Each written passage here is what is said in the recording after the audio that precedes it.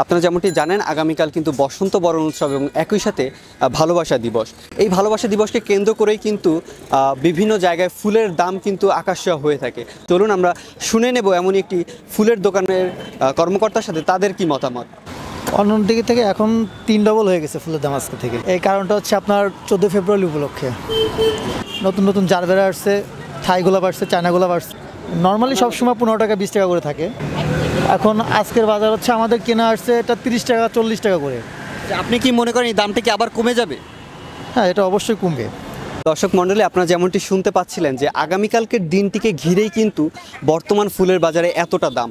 যেই ফুল 15 টাকায় বিক্রি হচ্ছিল সেই ফুল এখন 30 টাকা, যাতে বলা যেতেই পারে যে ফুলের দাম এখন আকাশ ছোঁয়া।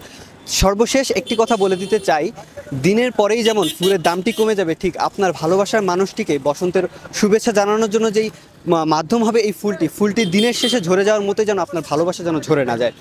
বছরে 365 দিনের জন্য আপনার ভালোবাসাকে সজীব রাখতে চান, তাহলে নিজের ভালোবাসাকে মূল্য দিয়ে শুধুমাত্র কয়েকটি ফুলের মধ্যেই সীমাবদ্ধ না থেকে নিজের ভালোবাসা ছড়িয়ে দিন পুরো বিশ্ব জুড়ে।